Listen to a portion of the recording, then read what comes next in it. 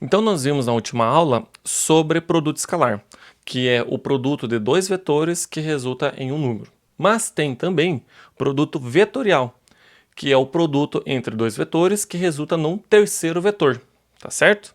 Isso que é um produto vetorial. E como que a gente faz isso? A gente utiliza esta definição aqui, tá? E produto vetorial está definido apenas para vetores em 2 dimensões e 3 dimensões, tá certo? Então, a gente tinha visto lá na última aula a base dos vetores em 2 dimensões, que era apenas o i e o j. Mas quando nós temos 3 dimensões, precisamos de mais um vetor para a base, que é o k. O que vai ser o vetor i escrito em 3 dimensões? Vai ser 1, 0 e 0. O que vai ser o vetor j escrito em 3 dimensões? 0, 1 e 0. O que vai ser o vetor k escrito em 3 dimensões? 0, 0, 1. Ou seja, o vetor i é um vetor unitário na direção do eixo x, o vetor j é um vetor unitário na direção y, certo? E o vetor k é um vetor unitário na direção z. Então nós temos no eixo lá, né, x, y e z, certo? O vetor i está apontando aqui. Então esse aqui é o vetor i. O vetor j está apontando aqui. E o vetor k está apontando aqui. Todos eles têm módulo igual a 1, tá? Ou seja, módulo unitário, beleza? E todos eles também são perpendiculares entre si.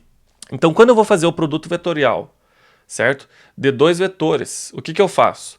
Eu escrevo a componente do primeiro vetor, e aqui a ordem importa, tá? Então, se esse aqui, se o v é o primeiro vetor, então eu vou escrever as suas componentes na segunda linha aqui da matriz, tá?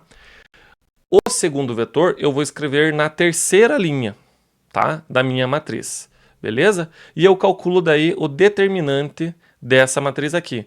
O resultado deste produto vetorial, né? Depois que a gente multiplica e depois que a gente coloca em evidência, vai ficar o seguinte, ó. O vetor i, né, resultante, né? Então, o vetor i vai ter esta componente, né? O vetor j vai ter esta outra componente e o vetor k vai ter esta outra componente aqui, tá? Um caso especial, por exemplo lá na força magnética, né?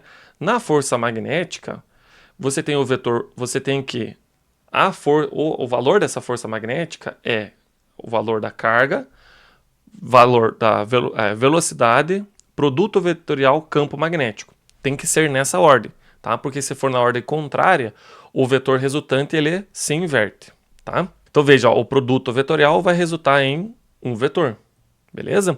E esse aqui é um valor que multiplica, é um escalar que multiplica o vetor, né? Que a gente já viu na última aula, beleza?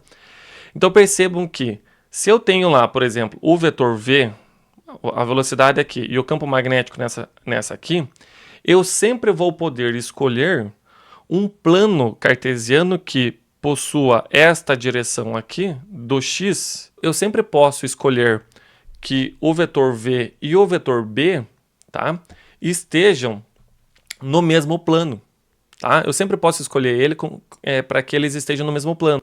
Ou seja, o vetor v ele vai ter apenas componentes na direção vx e y, e o vetor u, que nesse caso seria, por exemplo, o campo magnético, também vai ter componentes apenas na direção x e y, e vai ter componente zero na direção k, tá?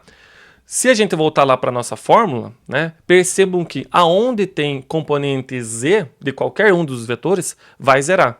Ó, aqui tem componente z, então aqui zero, aqui zero, aqui zero e aqui zero. Ou seja, tudo isso aqui vai zerar, beleza? Sobrando apenas um vetor na direção k, que não tem componente na direção z aqui, tá vendo? Então isso aqui é bem simples, é bem útil também, tá? Então o vetor resultante do produto escalar, certo? Ele vai ter a direção k, ok? E a sua componente vai ser essa aqui, beleza? Esse aqui então que é o produto vetorial entre v e u, tá? como eu havia dito para vocês, aplicações.